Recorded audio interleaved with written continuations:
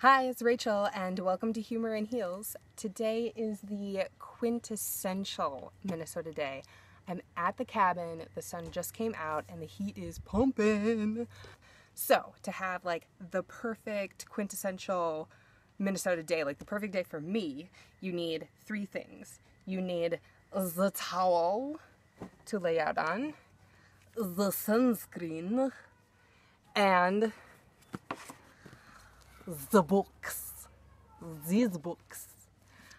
I read a lot during the summer, like nerdy a lot, and my favorite is romance novels, like trashy romance novels. I don't know why I love them, I just do. So I picked up these three books before I came, and I have to decide which one to read, and I thought that I would read the backs of them out loud so that you can know just how terrible and wonderful these things are to lay out in the sun and read while tanning in Minnesota. So this one is called Sweet Southern Bad Boy. When Kate McKnight gets lost location scouting for her father's TV studio, she stumbles upon the perfect setting for her angsty new teen vampire series. A remote barn, unfortunately occupied by a grouchy, disheveled, incredibly sexy man who instantly mistakes her for the new nanny. Should Kate tell him the truth or get her foot in the door? Best-selling author Vance Kerner doesn't just have writer's block. He's been run ragged ever since he was saddled, taking care of his brother's 3 kids, an adopted kitten, and a runaway mutt. Oh, a bad boy with a heart. Who doesn't love that shit? The last thing he needs is a teen drama defiling his property, but with fascinating and unconventional Katie underfoot, charming the entire Kerner household, Vance is finding it harder and harder to say no. Conventional romance, not really my thing, but like, okay, quick read.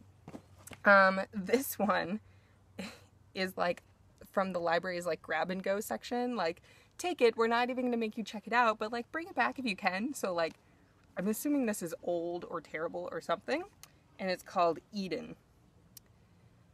Just know that, no matter what, I truly do love you. Those words scribbled in a Bible were all that remained of Logan when Eden awoke. Their romance had been born amid the ravages of war. Intense passion and swift love had struck Eden, and she had surrendered to its mercy. She had given her innocence. Ooh, snap! He left her after she shared her innocence. She shared a home, even exchanged wedding vows with the handsome stranger who saved her life. Bitch, don't like marry the first stranger you bang. Like, that's not a thing. Apparently it is in the lives of Eden. But as the sun rose on a new day, she realized that their whole relationship, their life together, had been a lie. Her lover, her husband, was a Yankee soldier who had used her to infiltrate the Confederate cause. He had betrayed her, and she had, in turn, betrayed her rebels. The hardening of her heart should have been as rapid as the loss of it, but one question remained. In the face of all the deceptions that had come before, had he left her a final truth? Just know that no matter what, I truly love you. Yeah, I mean, don't leave your wife like the day after you bang and marry her and betray her. Like, no matter what, I truly love you, except the fact that I totally fucked you over. I fucked you and then fucked you over. These things, let's not. The Devil's Web. When James Purnell walks into the London drawing room and sees Lady Madeline reign, time stops. Does it really, though? Once upon a time, she had been his for the taking. Now she is an aloof, beautiful stranger, determined to keep the devilishly handsome nobleman from seducing her again. But don't you kind of want him to seduce you? I do. She is determined to keep him at bay. But after 4 years apart, desire reignites, swift, hot, irresistible, accumulating in a night of reckless lovemaking. Reckless lovemaking. Is there any other kind?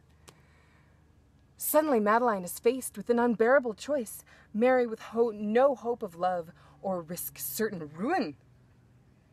What she doesn't know is how far James will go to right the wrongs of the past, and how much he's willing to risk for the woman who already owns him, body, heart, and soul.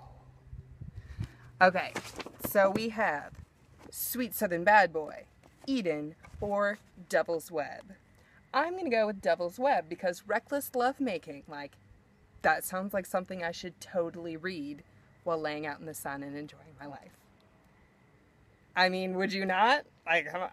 Realistically, I'm going to read all of them, and probably this weekend, but I'm starting with this one.